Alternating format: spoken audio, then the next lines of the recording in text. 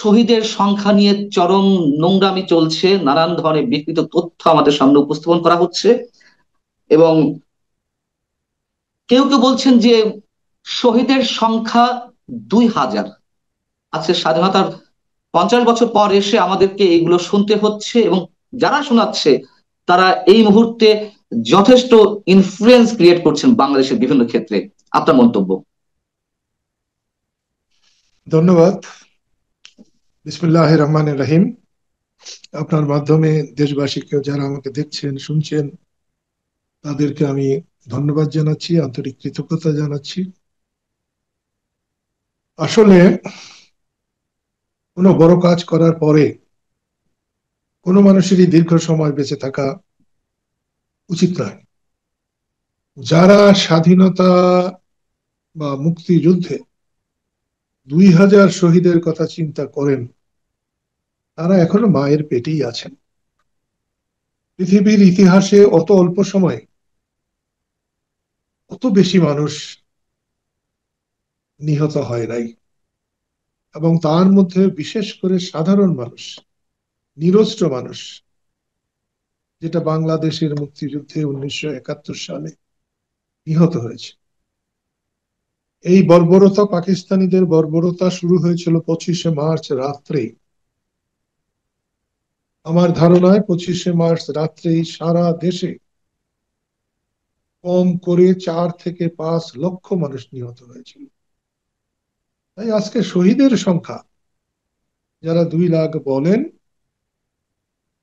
তাদের প্রতিকার আমাদের করতে হবে না, আল্লাহ রাব্বুল আলামিনই করবেন ইনশাল্লাহ। সেটা আমি দেখে যাব কিনা তা জানি না, কিন্তু এর প্রতিকার যে হবে এটা ইতিহাস বারবার বলেছে, এবং আমাদের ক্ষেত্রে এর ব্যতিক্রম হবে না। আহ এই বিকৃত তথ্যটি উপস্থাপন করছেন ফ্রান্সে বসবাসরত একজন অনলাইন অ্যাক্টিভিস্ট। আপনি নিশ্চয়ই জানেন তাদের ভিন্ন উদ্দেশ্য রয়েছে, ভিন্ন পরিকল্পনা রয়েছে, ডিপ স্টেটে খেলা চলছে বাংলাদেশকে নিয়ে। একটা ধ্বংসাত্মক খেলায় তারা মেতে উঠেছেন। আমরা নির্দ্বিধায়, একেবারে কোনো ধরনের সন্দেহ ছাড়াই বলতে পারি। কিন্তু কর্নেল অলি আহমেদের মতন লোক, তিনিও তো বীর প্রতীক, আমার যদি ভুল না হয়ে থাকে। আহ না, তিনি বীর প্রতীক নন, তিনি বীর বিক্রম। বীর বিক্রম, আমি আমি এটা আমি কনফিউজ ছিলাম, এই জন্য আমি বলছিলাম যে যদি ভুল না হয়ে থাকে। তো কর্নেল অবসরপ্রাপ্ত অলি আহমেদ সাহেব তিনি বলছেন যে 30 লাখ হওয়ার প্রশ্নই ওঠে না। আচ্ছা, প্রশ্নই ওঠে না, কম বেশি হতে পারে। তিনি স্পেসিফিক করে বলছেন, গত 2 দিন আগে এই মন্তব্য করলেন, যে শহীদের সংখ্যা 10 থেকে 15 হাজার হতে পারে, যেখানে মুক্তিযোদ্ধার সংখ্যা 1,10,000 তার হিসেবে। সেখানে শহীদদের সংখ্যা 30 লাখ হয় কিভাবে?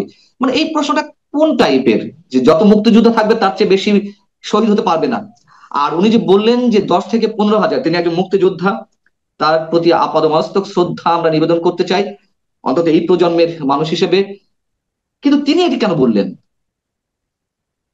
একজন মুক্তিযোদ্ধা হিসেবে আমি ওনাকে মাথায় রাখার চেষ্টা করি, কিন্তু এখন উনি যা বলছেন তা মুক্তিযুদ্ধের প্রকৃত ইতিহাস উনি হয়তো বলছেন না, অথবা ভুলে গেছেন। তবে ওনার এই 15,000 আর কি, এটা ঠিক না।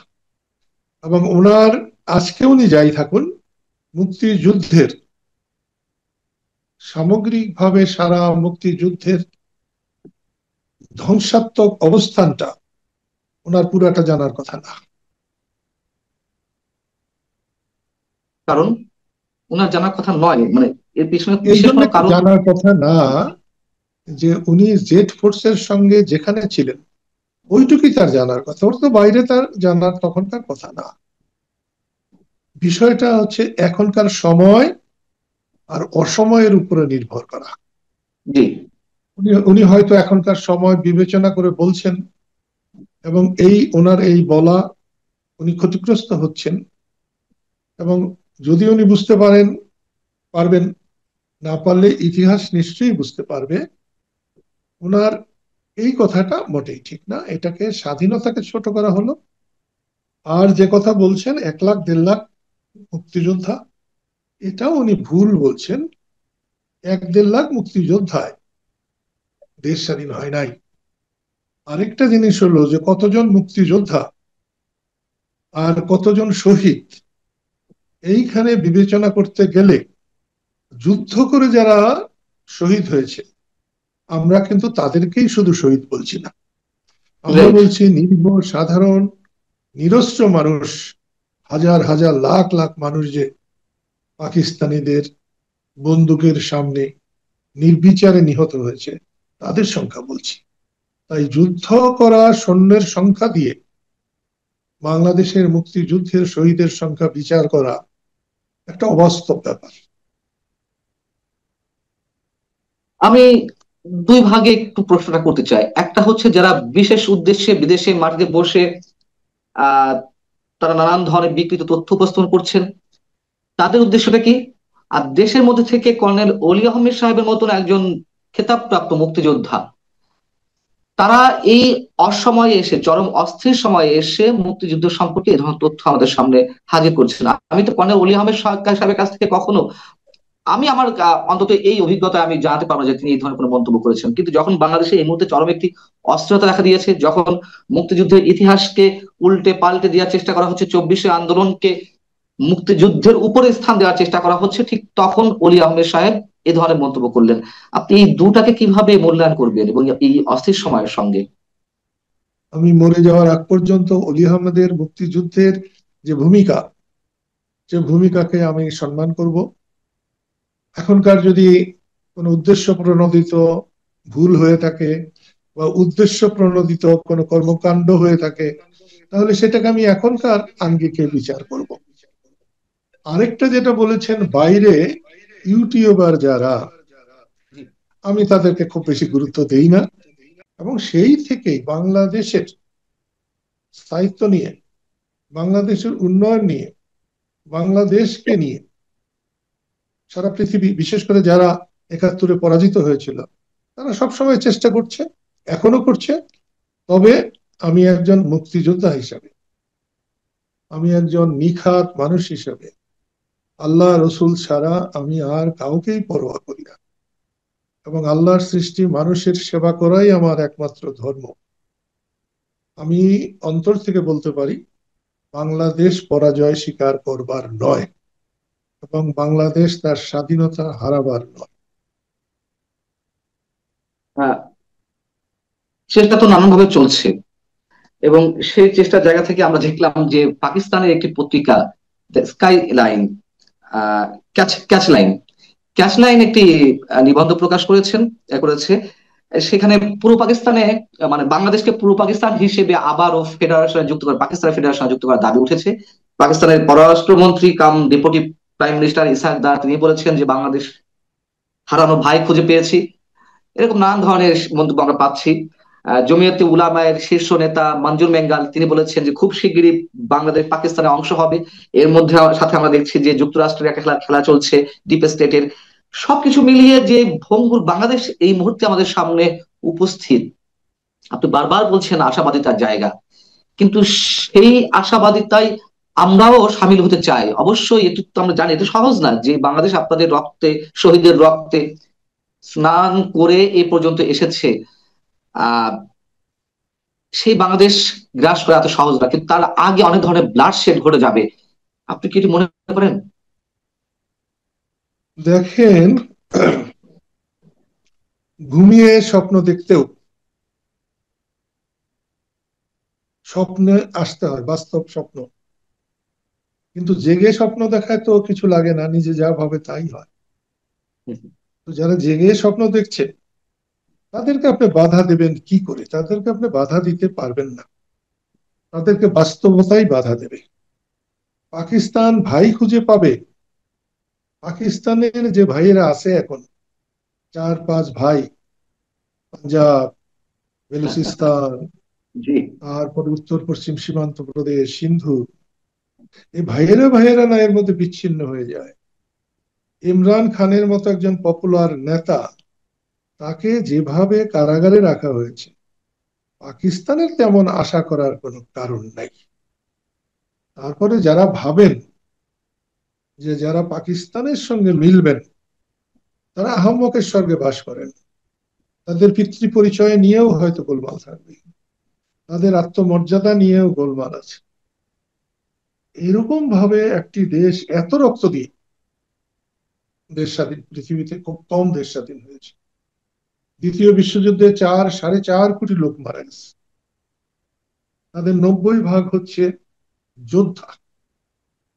আর এখানে যে 30 লক্ষ লোক মারা গেছেন, হতে পারে সংখ্যায় 30 লাখের জায়গায় 29,50,000 বা 28,90,000 হতে পারে এরকম। কিন্তু যারা বলছেন যে 2, 4, 10, 20 হাজার মারা গেছে, তারা মুক্তিযুদ্ধ দেখে নাই, তারা রক্ত দেখে নাই, তারা 71-এর ধ্বংস দেখে, এবং ধ্বংস সম্পর্কে তাদের কল্পনা করারও ক্ষমতা আল্লাহ তাআলা দেন নেই। সেই জন্য বলবো, স্বপ্ন অনেক দেখা যায়, জেগে স্বপ্ন তো আরো ভালোভাবে দেখা যায়। স্বপ্ন স্বপ্নই থাকবে। বাংলাদেশ তার পায়ে, দৃঢ় পায়ে দাঁড়াবে, এবং বাংলাদেশের সত্যিকারের ইতিহাস কেউ বুঝতে পারবে না, কেউ বুঝতে পারবে না। ইতিহাস বাধাগ্রস্ত হতে পারে সত্য, কিন্তু সত্যিকারের ইতিহাস কেউ বুঝতে পারবে না। এই বছর 5 ফেব্রুয়ারি বঙ্গবন্ধু বাড়িটি বুলডোজার দিয়ে গুড়িয়ে দেওয়া হলো। আমরা অনেক রক্তক্ষরণের মধ্যেও ভাববার চেষ্টা করেছিলাম যে এখানেই বোধহয় শেষ হয়ে যাবে, এখানে বোধহয় শেষ হয়ে যাবে, বাড়িটি ভেঙেছে, আরো মুক্তিযুদ্ধ নানান স্থাপনা মানে ধ্বংস জগৎ তারা চালিয়েছে।